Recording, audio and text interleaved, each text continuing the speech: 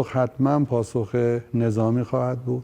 La taliyaha arrimaha militariga ee hogaamiyaha waddanka Iiraan Ayatollah Khamenei ayaa waraysi gaar ah oo siiyay telefishinka CNN ee dalka Mareykanka waxa uu kaga hadlay tallaabada xigta ee laga fili karo waddankaasi Iiraan kadib markii waddanka Mareykanka uu Qaasim Suleymani dilay kaasi oo ahaa sarkaal sare oo ka tirsanaa ciidamada ugu awoodda badan dalka Iiraan. General Hussein Daghan ayaa sheegay in dawladda waddanka Iiraan ay ka argoosan doonto isla markaana bartilmaameedsan doonto xarumo military oo uu leeyahay waddanka Mareykanku. La taliye sare Daghan oo sidoo kale horey u soo noqday wasiirkii gaashaandhigga ee waddanka Iiraan ayaa sheegay in tallaabada xigta ay ka iman doonto dhanka waddankaasi Iiraan balse aysan ahayn mid laga sugi doono kooxaha taabacsan ee ka dagaalama gobolka. waxaana uu mar arrinkaasi ka hadlayay uu yiri پاسخ حتما پاسخ نظامی خواهد بود. waxaa laga yaabaa in la is yiraahdo tallaabada xigta waa howlgal dadban laakiin waxaan leenahay Trump annaga ayaa si toos ah noo soo weerartay annaga ayaana tallaabo toos ah ka qaadi doonaa.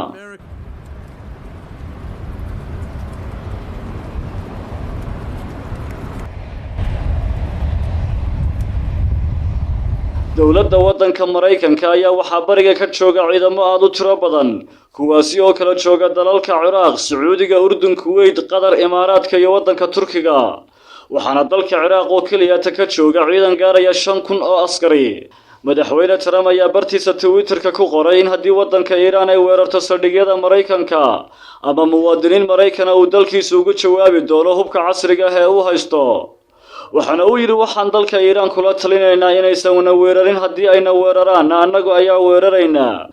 hase yeeshee arrintaasi ayaa waxaa ka jawaabay Daghan oo sheegay in waddanka Mareykanku uu bilaabay dagaalka isla markaana dhamaystirkiisa ay leedahay dawladda waddanka Iiraan.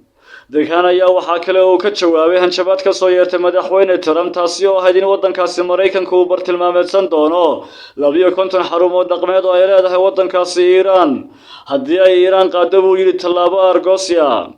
waxa uu yiri haddii ay 52 bartilmaameedsadaan 300 oo aan gaari karno ayaan anaguna bartilmaameedsan doonaa ma jiri doonto saldhig military oo waddankaasi Mareykanku uu leeyahay oo nabad ahaan doona ma jiri doonto askar Mareykan oo naga badbaadi doonta sidoo kale ma jiri doono markab dagaal oo Mareykanku leeyahay oo nabad noqon doona.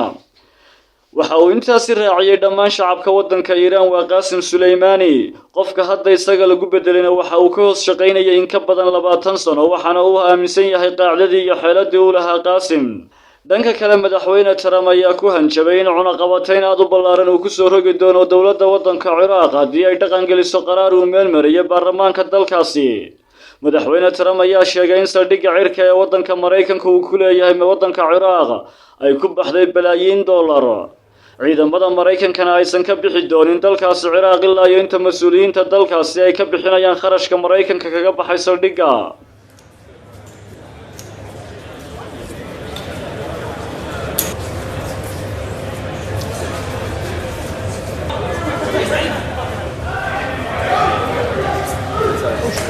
You're fine.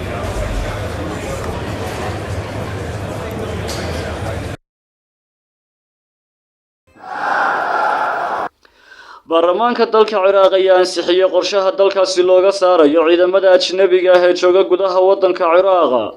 arrintan ayaa lala xiriirinayaa dilkii waddankaasi Mareykanka oo gudaha dalka Ciraaq u geystay General Qaasim Suleymani oo madax ka ahaa cutub ka mid ah ciidamada ugu awoodda badan waddanka Iiraan. waxaana dilkiisa ay soo horisay xiisadii awalba u dhaxaysay Iiraan iyo waddankaasi Mareykanka. kulan aan caadi ahayn oo baarlamaanka dalkaasi yeeshay maalin ka hor ayaa xildhibaanada baarlamaanku waxay dawladda ugu baaqeen dalkaasi inay ka saarto ciidamada ajnabiga ah ee jooga sidoo kalena ay ka laabato codsi ay xukuumadda hore ugu gudbisay xulafada uu hogaamiyo waddanka Mareykanku. codsigaas oo dhigaya in xukuumadda Baghdad ay ka caawiyaan dagaalka ka dhanka ah kooxda Daesh. qaraarkan ay soo jeediyeen xildhibaanada baarlamaanka ayaa u baahan in xukuumadda dalkaasi ay saxeexdo si meesha looga saaro heshiiska hadda jira ee xukuumadda Baghdad la gashay waddankaasi Mareykanka. ra'iisul wasaaraha dalka Ciraaq Caadil Cabdulmahdi ayaa ka hor meelmarinta qaraarka waxa uu baarlamaanka dalkaasi ugu baaqay inay soo afjaraan joogitaanka ciidamada shisheeye ee ku sugan dalka Ciraaq. Saciid Axmed Tamriise wararka telefishinka caalamiga ah Star.